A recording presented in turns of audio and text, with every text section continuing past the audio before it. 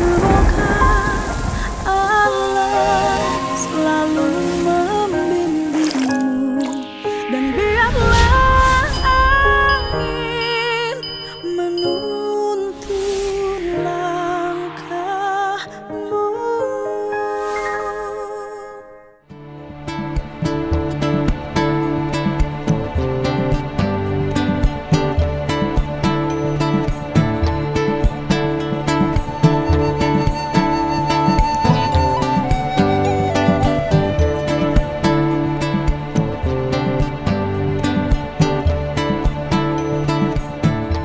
Ini saudara-saudara kami dari Subang, Jalan Cagak.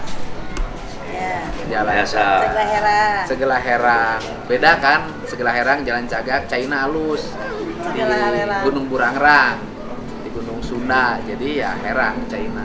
Jadi keluarga Pak Taufik teh hererang sebenarnya.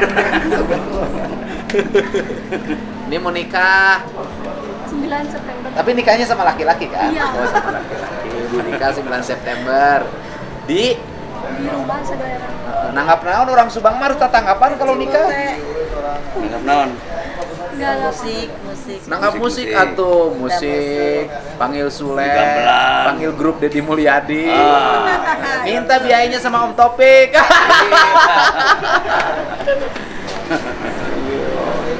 Nikah ya, nikahnya pertama. Iya. Ya, mudah-mudahan nikah pertama dan terakhir. Amin. Partai Gerindra. Gerindra Presiden? jelas. Prabowo. Prabowo. Jangan salah. Bener? Pak Deddy. Itu tuh. Aman. Si ibu bilang katanya saya teh kayak ABG. badan kurus, kecil Bagus. perutnya tidak. Ya. Gitu, aman. Wajahnya nggak pernah kelihatan cemerut. Iya. Saya pernah maksakeun. Giginya tidak ada yang copot dan belum pernah sakit gigi. Ya sakit hati mah sering. Enjoy terus.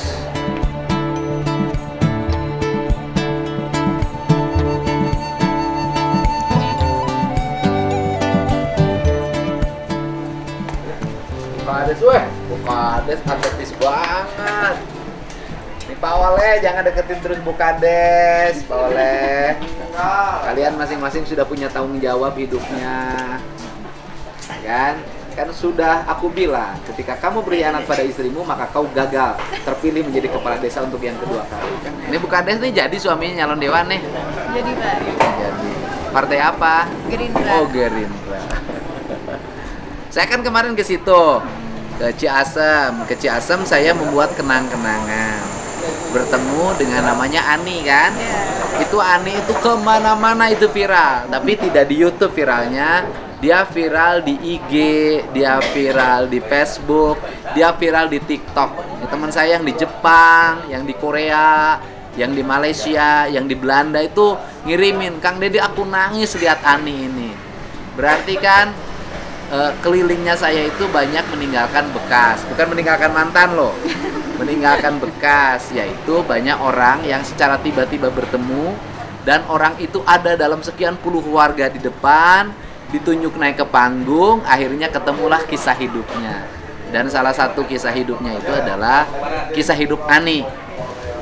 Dan yang lebih aneh lagi, Ani ini mau saya temuin bapaknya di Citeko, nggak boleh sama ibunya, nggak ngerti lah. Saya sudah kalau begitu, saya nggak mau ganggu privasi orang. Mungkin mereka punya cerita masa lalu yang berbeda yang tidak mau diungkap ke publik. Walaupun rakyat biasa, tetap punya hak privasi yang tidak boleh diungkit. Yang penting si Ani sudah punya warung sekarang.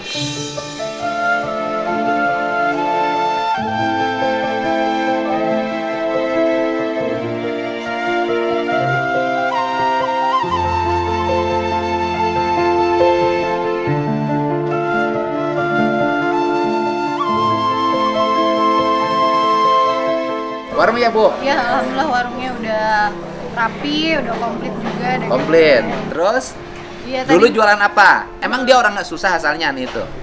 Iya begitu Pak. Jadi dulu Susah. tuh cuman ini aja sih jualan jajanan anak-anak gitu dan cuman dari terpal awalnya. Deh, sekarang itu Bu Rokok aja jualan anak-anak, zaman sekarang mana anak banyak rokok, kopi jualan anak-anak. Jualan anak-anak tuh apa? Jajanan ciki-ciki gitu. Oh, ciki. Dan dia itu dapat uang 50.000 hasil ngumpulin dia. Kemudian bisa jualan.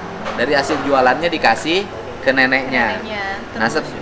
Nah, ingat loh, hidup itu yang penting proses. Jadi, lakukan sesuatu berproses saja, nanti akan bertemu dengan sesuatu yang di luar dugaan diri kita. Karena hidup itu adalah misteri. Waduh.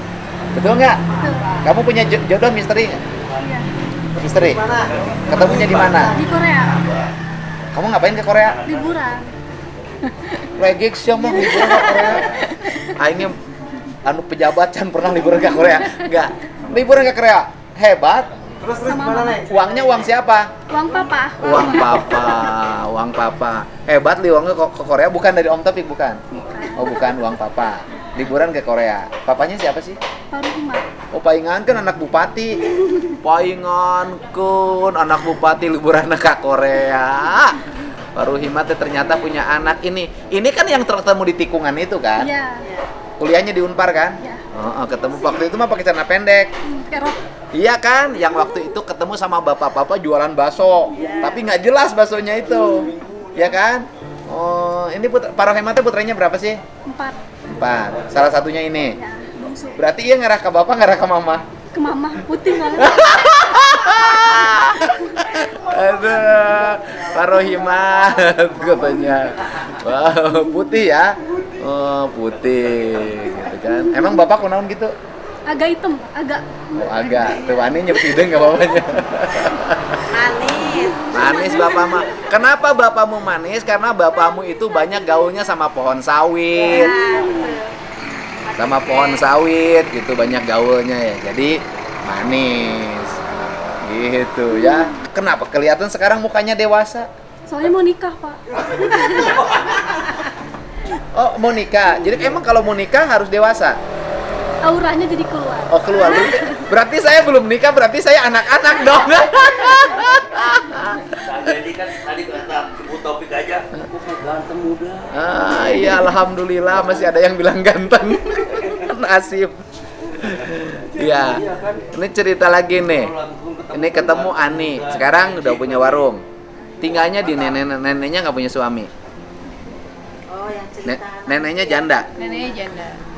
Nah, kalau punya warga yang janda seperti itu, apa yang oleh Bu Lurah lakukan, Bu Kades?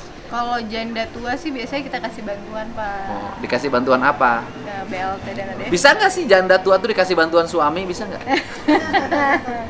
Aduh, gimana ya, Pak? Dari Bapak aja kalau gitu. Enggak, kalau saya sih punya program kok dari dulu. Saya sejak bupati punya program. Pejabat itu harus istrinya 4, 5, tapi usianya di atas 60. Punya program ibu asuh. Jadi setiap pegawai negeri, pejabat itu punya ibu asuh. Eselon 2 itu dulu 5 ibu asuhnya. Eselon 3 itu 3.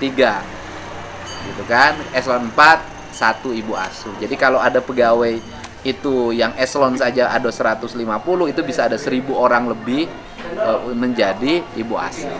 Kan keren. Tiap gajian kita berkunjung ke rumah orang tua itu menyampaikan sesuatu yang membuat dia bahagia. Kalau ibu kita sudah di alam kubur, maka dia akan bahagia karena anaknya membahagiakan orang yang sesama usianya. Itu penting karena kalau kita mencintai ibu kita, cintailah yang ibu kita sayangi, itu penting. Jadi kalau ibu kita ini waktu hidup dekatnya sama siapa? Dekatnya sama A, sayangnya sama A. Nah, kalau si A-nya nggak ada, anaknya sayang sama kita. Itu prinsip hidup. Saya sampai sekarang begitu hidupnya. Jadi saya sayangi kan? Karena saya mah hidupnya tidak ada lagi yang disayangi. Jomblo. Oh, Korea. Waduh, iya baru ingat waktu itu mah kamu teh kayak anak-anak. Kenalnya di mana nih, ceritain ke Kang Deddy. Di Korea, Pak. Kenalnya di Korea. Nah, terus Sama Yeri kenalnya di mana? Di supermarket. di Korea. Ya. Kamu lagi kuliah ke supermarket. Terus datanglah Yeri, terus Yeri. nanya orang Indonesia. Terus dia lagi waktu itu kuliah di Korea. Ya, sekarang juga masih, Pak. Masih kuliah. Ya. Kenalan lah. Ya, kenalan. Siapa yang lebih dulu jatuh cinta? Yeri. Ah, benar. Kayaknya kamu deh duluan. Kamu duluan ya jatuh cintanya? Enggak. Kamu yang bucilnya kelihatan. Bucin. Bukan bucil SMA. Bucin apa, Pak? Budak cilik. Iya tuh. Jadi deh, kapan nikahnya? 9 September. 9 September. Berarti deket dong? Iya. Siapa nih yang nomor 1 sudah? Bapak, Pak Dedi. Mau jadi saksi? Boleh. Boleh saksinya. Oke, jadwalin. Saksi ya, tanggal 9 jam Jam 9 akan. jam 9 pagi di Sagal Heran. oh di masjid sana. Yang masjid pinggir jalan. Enggak, bukan di masjid, di rumah. Oh, di rumah. Ya udah saya kesini. Berarti walinya papa. Ya. Kita sambil lihat totong sini. Sini, Bu Lurah. Ya. Nah, ini kesenian gotong singa. Oh. Singa digotong. Jadi apa dampak dari saya perjalanan ke Ciasem? Pulangnya, warganya bagaimana? Warga yang tadinya masih bertentangan sama pemerintah desa sih alhamdulillah sekarang udah menyatu. Nggak lagi ribut? Kayak lagi ribut. Yang tokoh itu nggak ribut lagi? Udah nggak. Nggak, udah oke. Terus warganya mulai kompak, Mulai kompak. mulai ngerti nggak arah. Iya. Coba saya pengen tahu, nanti ada berapa anak yang lulusan SD nggak sekolah SMP? Siap nanti Di data dong, ada berapa janda yang ditinggalkan oleh suaminya tidak diurus anak-anaknya. Iya. Karena itu akan jadi bahan riset saya untuk kebijakan ke depan. Karena problem Jawa Barat kan itu kan, terutama di Pantura kan. Serius nih saya nanya. Iya, serius Pak. Jadi himbauannya apa nih pada kaum perempuan yang usia-usia muda nih, yang masih bucil-bucil nih, yang bucil-bucin, Bucin. ya kan? Habis itu punya suami, nggak punya suami kemudian punya anak ditinggalin, nanti nikah lagi, punya anak lagi ditinggalin lagi problemnya. Apa sih himbauannya? Ya himbauannya jangan terburu-buru untuk menikah karena kan hidup pernikahan itu bukan untuk 1-2 hari bahagia-bahagianya aja gitu. Karena pernikahan tuh banyak banget cobaannya gitu. Bener, kan. banyak banget tuh cobaannya, nggak nyindir nih. Ya kan apalagi di usia yang sangat muda tuh biasanya emosinya masih belum stabil gitu. Ini rata-rata orang Pantura tuh nikah usia berapa sih? Lulus SMA apa biasanya pada nikah? SMP kali. Ya SMP juga banyak. Yang 14 ada yang nikah? Ada tapi kan nikahnya nikah Di bawah tangan. Itu lebih berat lagi. Itu lebih berat. Nikah di Biasanya bawah tangan tanpa akta, punya anak, punya anak biasanya nanti nenek. ditinggalin, nggak berhak menuntut apa-apa. Itu banyak. Ya lumayan banyak. Yang lulusan SMA rata-rata 17 lah, aman. Ya, kalau itu lumayan banyak Pak, banyak banget kalau Tapi yang rata-rata perceraian terjadi. Jadi omongan saya kalau nikah harus ada uang jaminan, bener nggak? bener Pak. Karena itu tadi kan untuk menjamin kehidupan setelah menikah itu. Ya kan? Nikahnya rata-rata mas kawinnya sajadah ya? Sama mukena seperangkat alat sholat aja gitu kan? Nikah. Iya. Terus usianya perkiraan rata-rata 2 tahun. Iya. Biasanya masih ikut sama orang tua. Itu udah cerai? Ya, cerai. Nggak jelas kan karena biasanya suaminya belum jelas juga kerjanya apa. Akhirnya kehidupannya masih ditanggung sama orang tua. Dan kasus itu bukan satu. Kasus bukan satu banyak. Jumlahnya banyak. Banyak. Yang tidak sekolah masih banyak nggak? Nggak sekolah SMA? Banyak Pak yang nggak lanjutin apalagi sekarang kan zonasi ini Pak. Aduh itu lumayan. Ini zonasi problemnya apa? Jadi kalau di desa saya, Ciasem Baru itu ke kecamatan Ciasem kan lumayan jauh Pak. Jadi Nah. nggak masuk tuh untuk ke SMA satunya. Nah. Itu nggak masuk kebanyakan. Karena jauh. Zonasi jauh. Nah, terus harusnya kemana? Ada di SMK, tapi Ah. SMK-nya itu SMK Pertanian. Nggak cocok. Kurang cocok. Ya mungkin kan banyak Taunya yang nggak mau. pengennya SMA. Pengennya SMA kebanyakan. Jadi akhirnya karena jaraknya ke SMA itu tidak masuk zonasi, SMK bukan bagian dari yang dia tuju, akhirnya sekolahnya kemana?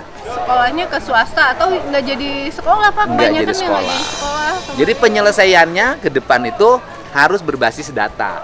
Jadi gini, berbasis data ini. Ini bangunan sekolah di sebuah wilayah. Data di situ lulusan SMP-nya berapa. Nanti dibuat dong ini ke sini. Jadi menurut saya gini deh. Anak-anak sekolah itu kan nanti ada dibagi tuh, sudah ada wilayah, ada kepala UPTD pendidikannya kan. Dia tuh sudah harus bisa membaca peta data SMP. Nah, ketika SMP itu si anak-anak ini sudah terarah. Jadi begitu lulus SMP itu anak itu tinggal klik, saya di sekolah ini, di sekolah ini, di sekolah ini. Tugas pemerintah sudah selesai menempatkan mereka sekolah di kelas mana, bangkunya nomor berapa. Nah kemudian setelah itu saya nggak mau sekolah di situ, saya pengennya di sekolah ini, itu urusan dia. Iya. Tapi yang penting pemerintahnya sudah fasilitasi. Gitu. Jadi lebih banyak sekolah SMP-nya dibanding. Nah sekarang jalan yang rusak di tempat ibu berapa kilo lagi? Jalan yang rusak masih ada sekitar 5 kilo lagi sih. 5 kilo kali panjang, saat 5 kilo itu kalau lebarnya 3 meter dibangun sendiri 500 juta ya? 1 miliar per kilo. 5 kilo 5 miliar itu. Iya. Jalan yang rusak? Jalan yang rusak itu jalan usaha tani sih Pak, banyaknya. Oh, Tapi JUT. kalau yang jalan utama itu yang rusak tinggal yang kemarin lanjutan. Jalan usaha tani kan banyak programnya di Komisi 4 itu. Ya, tahun kemarin kita udah coba pengajuan. Ke siapa? Belum ada. Ke lewat Kementan ke Pak. Oh nggak pernah cerita ke saya ya? Ya udah. Belum kenal waktu itu. Iya, saya juga DPR-nya berhenti ke Oktober kan gitu loh. Nah kemudian jalan yang kemarin sambungannya itu menuju mana itu? Yang kemarin viral Pak. Ah, Yang kemarin viral itu menuju kantor desa, itu jalan poros desa, jalan utama. itu belum selesai. Belum selesai. Berapa meter lagi? 110 meter lagi. Pendek. Nah terus rencananya dibangunnya? Jadi kan begini Pak, sebenarnya jalan itu panjang keseluruhan 250 meter. Di di akhir tahun kemarin itu diajukan melalui Paguk Kewilayahan. Tapi ternyata Paguk Kewilayahan hanya bisa mengcover setengahnya. Jadi hanya bisa 110. Makanya saya dari dana desa itu langsung bikin musyawarah desa khusus untuk merubah ke situ, karena kan itu jalan utama ya, warga tuh udah banyak banget.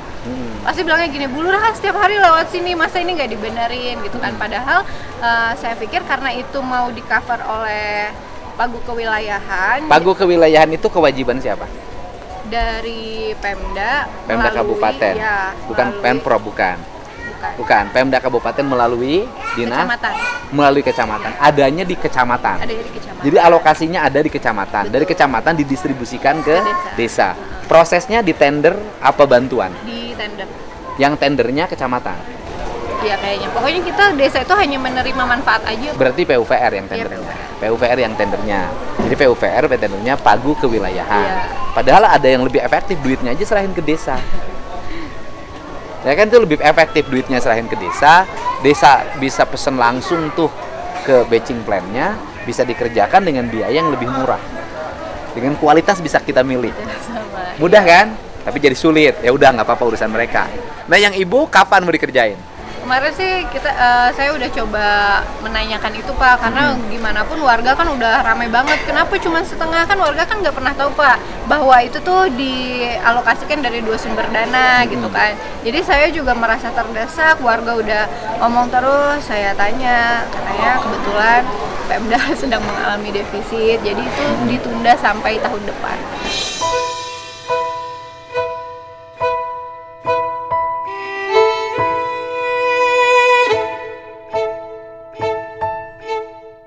Ditunda.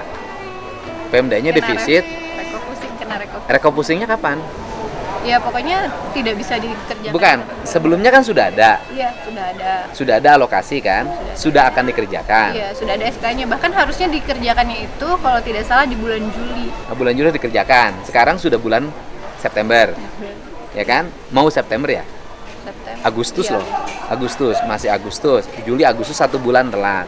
Terus kemudian, tapi di tempat lain dikerjakan nggak? Kurang tahu tuh Pak. Tapi sih di tempat lain katanya ada yang sudah dikerjakan. Nah, kenapa yang di tempat ibu belum dikerjakan, yang tempat lain dikerjakan? Ya itu Pak, karena kemarin viral kan. Viral apa? Kan rame tuh gitu. Rame yang mana? Rame yang kan ribut-ribut jalan itu tuh. Oh, yang ribut-ribut ribut. jalan. Ribut-ribut jalan, kemudian justru harus diselesaikan kalau ribut. Kenapa jadi ditunda? Katanya kan karena ada bapak kan. Maksudnya karena ada bapak gimana sih? Nggak jelas. Ini karena ada bapak gimana? Ya, Om. Siap. Ya, lanjut. Maksudnya karena ada bapak gimana? Ayo, abah terbuka dong. Ayo. Abah terbuka. Kenapa? Iya, pokoknya ada salah satu bahasanya gini, ya kalau dikerjain sekarang keenakan dong Pak Dedi. Dan saya nggak ada kaitannya ke situ apa? Karena kemarin viralnya sama Bapak gitu katanya. Oh, karena viralnya sama saya. Viral ibu duluan lah di TikTok. Karena viral sama saya, kalau dikerjain jalan itu berarti yang punya nama baik saya. Nggak ada kaitan dengan nama baik. Itu kan ada kewajiban pemerintah untuk mengerjakan. Yang bilang itu siapa sih? Ayo jujur. Ada Pak. Bilang aja siapa? Ada Pak. Nggak ada siapa pejabat. Ya. Pejabat kecamatan, pejabat kabupaten. Aduh Pak. Aduh Pak. Hah? Pejabat kecamatan, pejabat kabupaten. Kabupaten, eselon 3, eselon 2. Kepala bidang, kepala seksi, kepala dinas. Oh, kepala bidangnya. Loh, kenapa ya? Bangun jalan kan kewajiban pemerintah loh, karena pemerintah bayar pajak. Kalau kemarin kemudian viral karena saya ke situ, itu viral saya bukan tujuannya untuk jalan. Viral saya adalah memberikan peringatan bagi siapapun tidak boleh mengganggu program pembangunan di desa. Memberikan rasa nyaman bagi para kepala desa terhadap berbagai pihak yang berbagai pihak yang mencoba mengganggu jalannya pembangunan desa dengan kepentingan yang tidak berdasar bagi kepentingan rakyat. Tujuan itu. Aku bilang ini bupatinya kan kita udah ketemu sama anaknya tadi. Iya, benar. Ya kan? Kita kan ketemu sama anaknya tadi. Mau nikahan tanggal 9. Pokoknya nanti saya tanggal 9 September mau ngomong itu sama bupatinya. Ya jalannya harus dikerjain. Kalau nggak dikerjain, saya kerjain loh.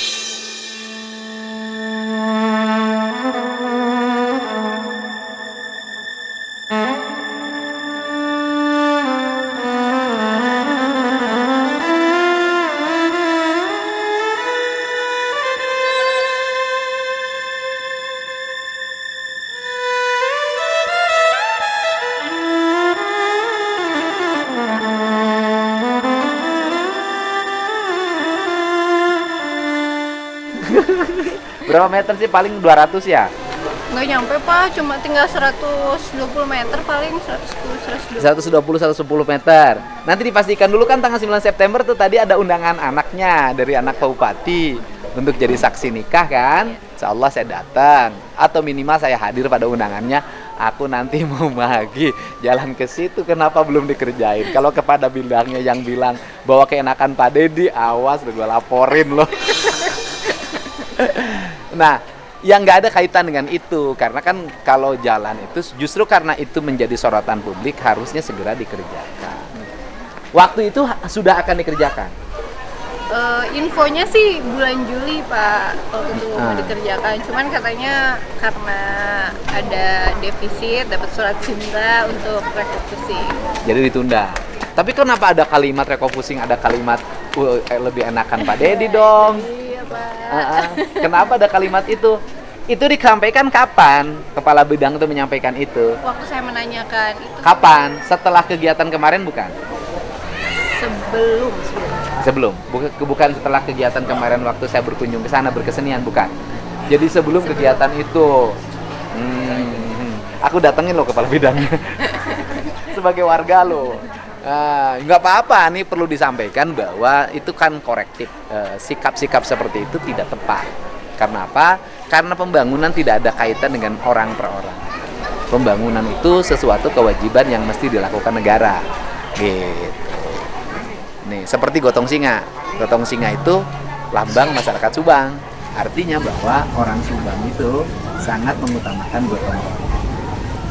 Bebannya dipikul berempat. Kalau dipikul satu orang, nanti berat. Kalau dipikul berempat, menjadi ringan. Ini beban Bukades dipikul nanti. Kalau dipikul Bukades, stres sampai kurus. Sampai kurus deh. Nanti dipikulinya harus bersama, dipikul pemerintah. Jadi kalau Pak Kabin yang cerita itu, aku mau cerita sama Bupati deh. Tadi ketemu sama anaknya, Pak, jalan 100 gitu masa ditunda. Reko pusing udah jadi sorotan lagi. Kalau nggak mau dikerjain, saya kerjain.